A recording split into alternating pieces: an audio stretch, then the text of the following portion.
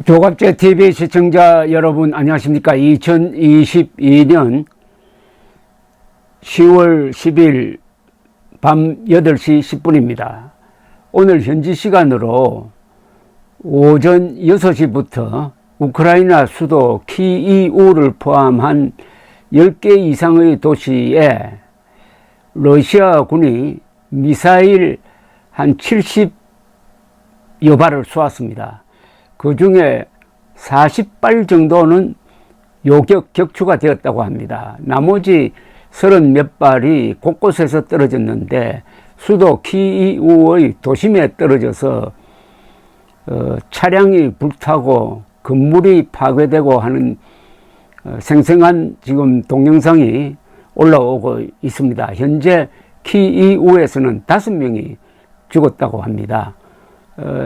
전국적으로 주로 어디를 노리느냐 하면은 전력시설을 공격하는 것으로 지금 나타나고 있습니다. 푸틴이 자신의 70회 생일을 맞아가지고 우크라이나가 최고의 선물을 한 데 대한 답장입니다. 즉 70회 생일 그 다음 날 푸틴이 직접 40억 달러를 들여가지고 만들려고 지시를 했던 그 크림 반도와 러시아 본토를 연결하는 그 대교 위에서 대폭발이 일어나가지고 차량이 다니는 다리 부분은 꺾여가지고 바다로 들어가고 하는 이런 아주 참담한 피해를 입었습니다. 그러니까 푸틴의 뺨을 때린 것과 마찬가지죠. 누가 했는지는 모르지만은 아마도 우크라이나 정보기관이 한 것으로 보입니다. 트럭이 폭탄을 싣고 기차와 같이 나란히 달리다가 폭파함으로써 기차에 실려 있던 유조 탱크까지 같이 폭발을 해버렸습니다. 여기에 대한 지금 보복 작전을 한 것인데 한 6시간 동안 대피 사이렌이 울리다가 정오쯤 돼가지고 해제되었다고 합니다.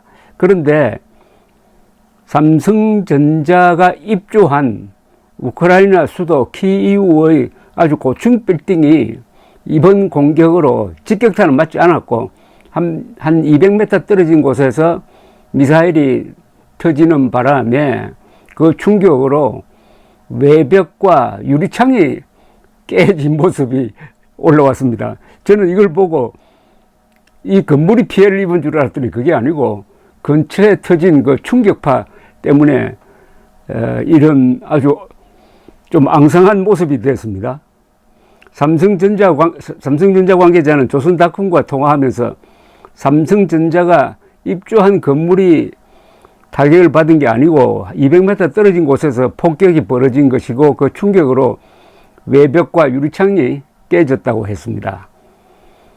건물 내에 법인과 연구소가 있었으나 다행히 인명피해는 없는 것으로 확인되었답니다. 이 삼성전자 관계자에 따르면 우크라이나 삼성전자 주재원들은 주 우크라이나 한국 대사의 지시로 이웃 국가에서 지금 업무를 보고 있다고 합니다. 현지 직원들은 안전하게 대피한 것으로 파악됐다고 합니다. 이 관계자는 지속적으로 직원 안전을 위한 모니터링을 진행 중이라고 했습니다. 그런데 푸틴도 안보 관련 회의를 주최를 해가지고 대량 보복을 했다라고 이제 발표를 했습니다.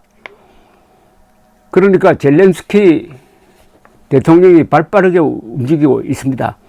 젤렌스키 대통령은 엠마뉴엘 마크롱 프랑스 대통령에게 전화를 해가지고 방공망을 좀 지원해달라고 했습니다. 그리고 독일 수상과 통화를 해서는 G7 회의를 소집해야 되는 것 아니냐 이렇게 이야기를 하고 있습니다.